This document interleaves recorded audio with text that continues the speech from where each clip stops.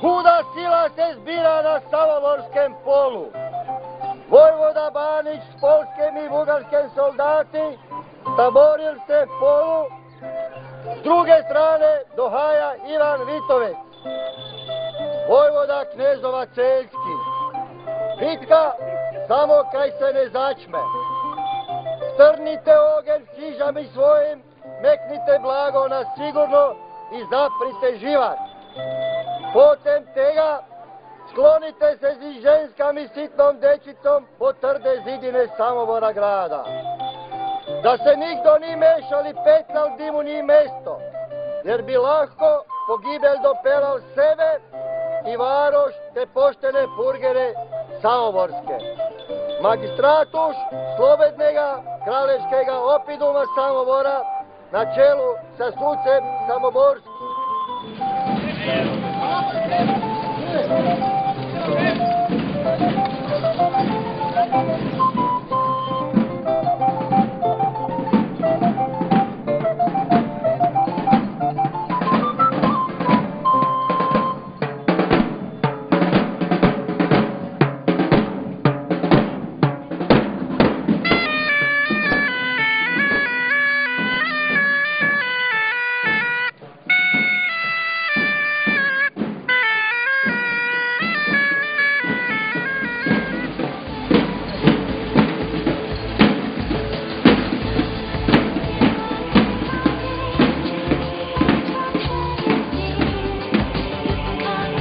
Nedjelja 4. ožujka 2012. godine, livada Vugrinščak podno Samoborskog starog grada. Poštovane dame i gospodo, poštovani posjetitelji, poštovani sudionici, počinje program 7. po redu bitke kod Samobora 1441.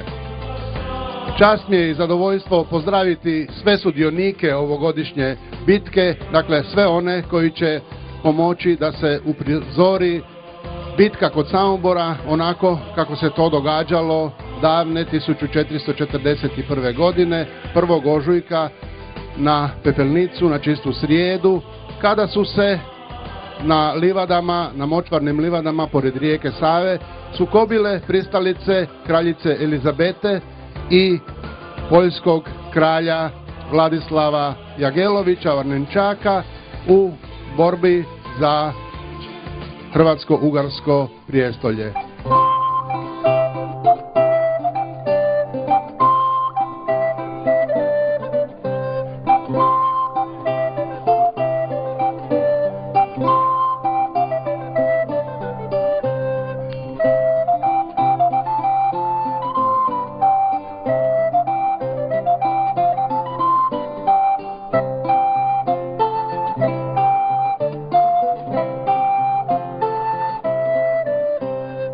Kad god se održava kakav sukob, pa to je upravo ovaj sukob podno staroga grada, to je sukob dvije zaračene strane, naravno da onda dolaze na poprište i kramari, i prosjaci, i trgovci, i upravo zato tu veliku bitku kod Samobora iz 1441. godine održava se ovdje i veliki srednjovjekovni sajam. Na ovom sajmu koji je ovdje danas, na ovoj livadi Vugrinščak, mislim da je to jedan od najvećih srednjovjekovnih sajmova koje smo mi uopće uprizorili na ovim prostorima. Ovdje sudjeluju naprosto od coprnica, notara, drvenih mačeva, no koje kakvih preparata, to je najbolje i pogledati na licu mjesta.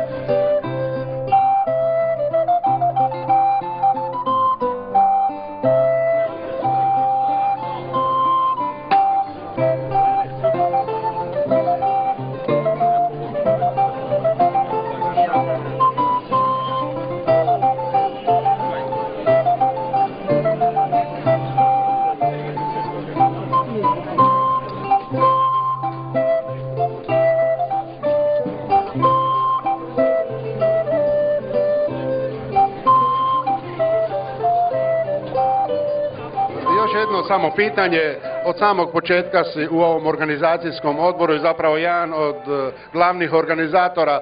Reci, da li sve ove organizacijske pripreme koje nisu male i koje iziskuju puno napora, jesu li oni sad već postale rutina ili s obzirom na početke, kako je to danas? Na neki način naravno rutina, ali međutim kad čovjek zna, onda sve izgleda prilično jednostavno. A mi imamo naše stalne sudionike srednjovjekovnog sajma koji se sami javljaju i naravno jedini uvjet da oni mogu biti na sajmu to je da budu kostimirani i da sve bude ono što mogu izlagati i predstavljati u duhu srednjega vijeka. A ovaj sajam, to sam htio reći, da je i sama bitka je u okviru 770 godina grada Samobora, pa tako mi to obilježavamo i dajemo svoj doprinos toj obljetnici.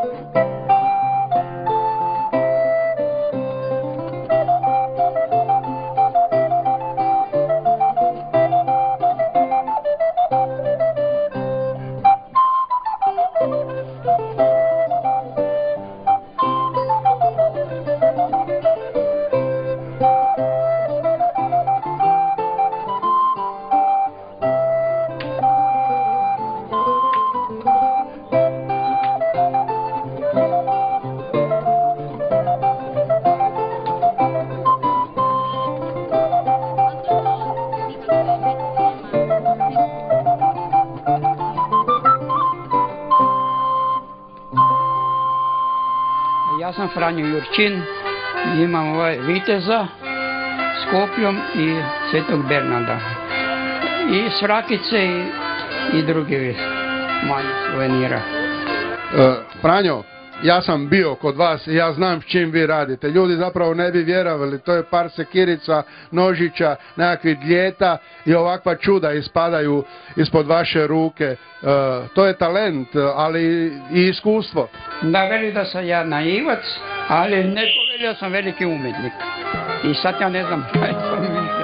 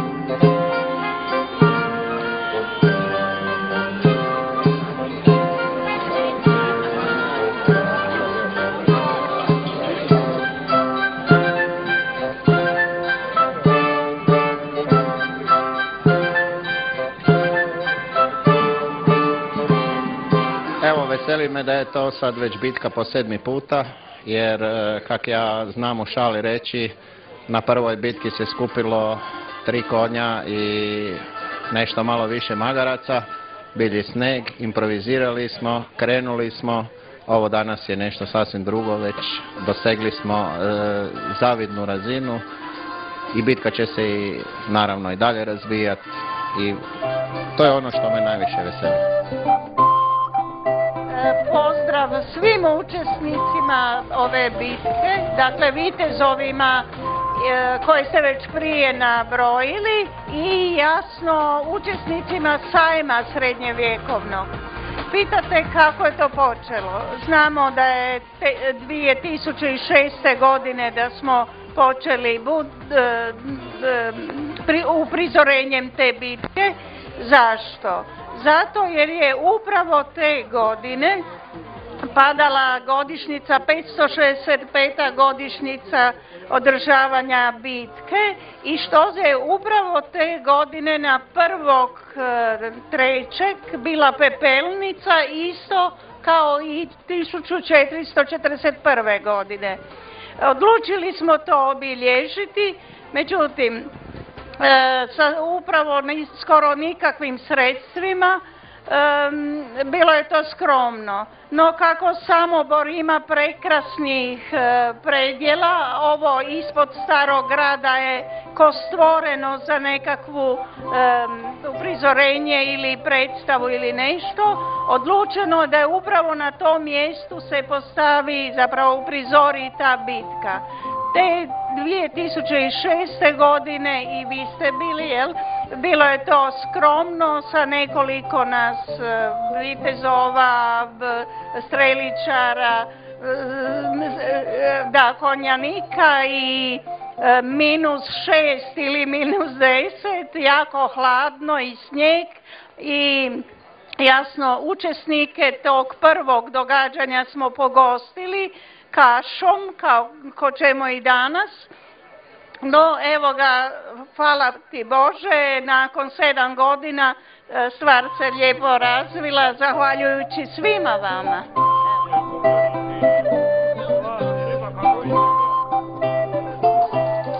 Bitka će ići povijesnim tokom, znači ono kao što se očekuje. Ovdje je vojska koja će napasti Kolski tabor koji se nalazi prema dolje.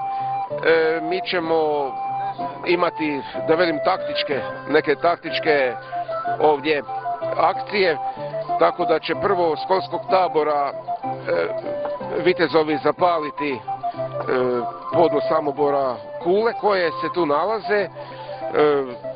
Gornja strana će njima uzvratiti. To je sve pravo oružje, to je opasno, zato doista treba poštivati upute organizatora, upute ovdje zaštitara, ne ulaziti u bojno polje, jer svako to oružje i mačevi i strijele i znači pucnjevi iz katapulta, sve je opasno po život. Dakle, neposredni sudionici bitke bit će vitezovi Zelingradski Zeline, družina Zlatnog kaleža iz Stubice, koprivnički mušketiri i haramije, Ano Domini iz Koprivnice, zatim red čuvara grada Zagreba i kuburaško društvo Gromovnik.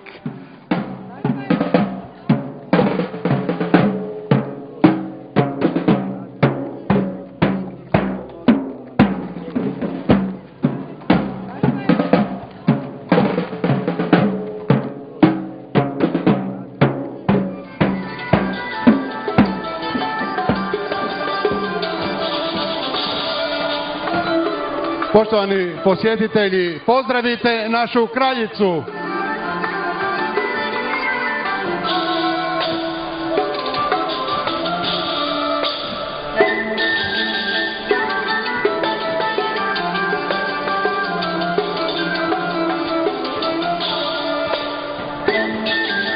Gospod sude, meni nije jasno kaj se to v Hrvatskem slavnem Orsagu dogaja. Na vse strane soldati, opačine, krv. Imel sam čut da visoko plemstvo i staleži nećeju kraljici vzeti nasledno pravo, nek su joj save dali da se vznova vda. Onda si je valda njezino visočanstvo med ponujenemi zebralo polskoga krala. Ne znam, al veliju da ima samo 16 let. Metem tega je kraljica rodila sineka. Onda od ženitbe valda ne niš. Čuti je sada jedni kričiju za kraljicu Elizabetu i tek rojenoga sineka, a drugi pak za polskega krala Vladislava. Ak bi prav, meni izgledi da bi umjesto malodobnega i kraljice drugi orsagom vladali. Čkomi, vrak ti jezik potkresal. Tu gori v Trdemu gradu je kaštelan celski grofov s posadom od 3 jezer vitezovi plačenikov. S druge strane, njihov pemec Vitovec s pemskim i švapskim plačenikom. Ove je još gori koliko toliko poznamu i trdi zidi našega varoša valda boju zdurali.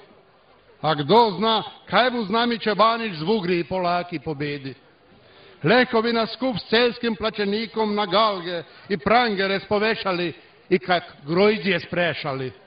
Je, gospon sudec, je. Em imate prav. Nek sam mislil. I ja sam čul da je gori došlo još čuda i soldatov. Kanoniri i satrapi su dobili pojačajne. Prek moje jule sam čul da je provizor naredil kuharicam, peharniku i sluškinam da prirediju više košte i pijače. A z Vugrinovićeva melina su dali 3 vagana mele dopelati. Nas se ti posli okoli krune nikaj ne dotikavljaju. Štebru platit moramo, ali Ladislavu, ali Vladislavu, pa se nek oni dogovaraju kemu kaj pripada. Stare pak naše pravice nik će nam ne sme potrit. Vidi mi se da bi dobro bilo kad god zide. Pobednike treba lepo dočekat, fino počastit, a ranjenima kod trige prevrit, izvračit, lepo bo im se vidlo.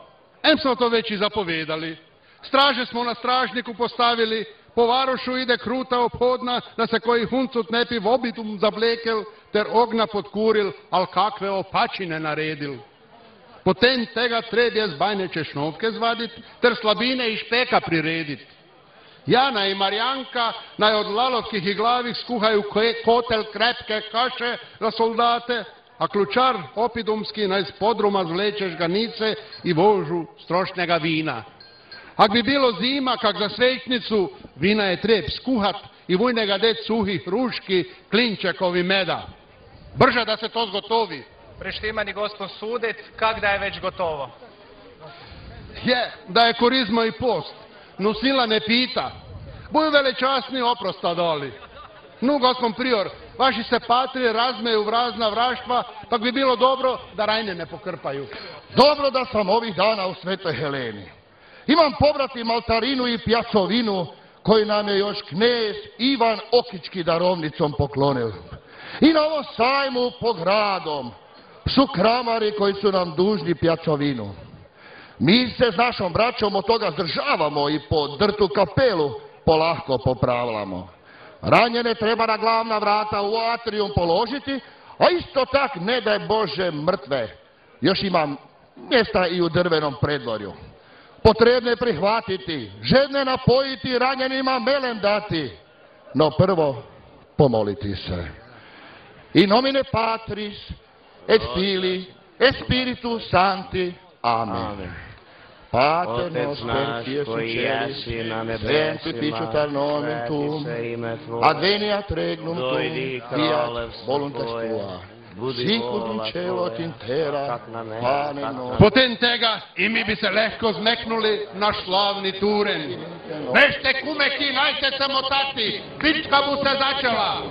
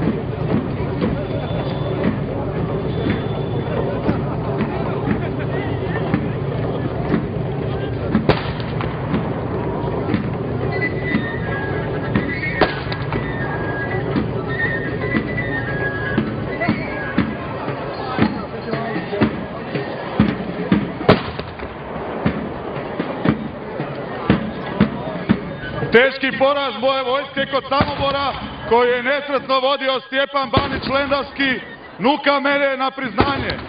Ja, Vladislav I iz dinastije Jagelović, Bože o milosti kralj Poljske, Ugarske, Slavonije, dajem na znanje da ću knezovima Ulrihu i Fridrihu Celskim priznati sve osvojene posjede u Hrvatskoj i Ugarskoj. Reče ću knezove od sada štititi kao prave i zakonite članove krune kraljevstva Ugarskog.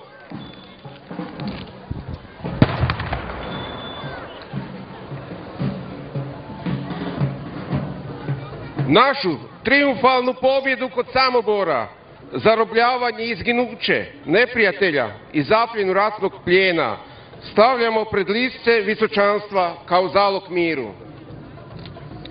Dođe li do mirovne nagodbe, knezovi Fridrih i Ulrih Celjski priznat će njegovo visočanstvo Vladislava i položiti mu zakletvu u vjernosti. Mi, Elizabeta Božjo milosti kraljica, Ugarske, Dalmacije, Hrvatske, vojvodkinja Austrije i Štajerske, margrofica Moravske, baštinica Kraljevine Češke, čujemo da je knez Celjski potukao Poljake i Ugre kod Sambora, te da ih je 1500 ostalo na mjestu mrtvih. Uz to zaplijenio je čitava kola s oružjem i zarobio mnogo njih. Mnogi se hoće otkupiti. To da je Poljacima i Ugrima krenulo na zlo, velike zasluge ima knez Celjski i njegov vitez Ivan Vitovec. Priznajem velike zasluge. Uz to kralj Vladislav šalje mi ponude za nagodbe mir. Mi pošiljamo svečano poslanstvo u Budim s našim ponudbama za nagodbeni mir. Purgeri samovorski, s Božjom pomoći naš slavni vitez Ivan Vitovec zi svojim kuražnim i vitezovi razbilje neprijatela i zarobil vojvodu Banića. Tak je opasnost minula za kraljevstvo. Slavna kraljica Elizabeta sačuvala je krunu za malodobnega sineka Ladislava. Uz velike zasluge naših grofova Celjskih, Bog im daje dugo življenje i sreću. A sad pozdravimo pobednike, slavne vitezove i pogostimo se kak to i pristoji. Nek se vitezovi okušaju na turniru, nek se vidi cvet našega junaštva. Dame i gospodo, poštovani posjetitelji, pozivam vas da jednim velikim aplauzom nagradite trud naših bojovnika koji su vam uprizorili bitku kod Samobora 1441. njezino 7. izdanje.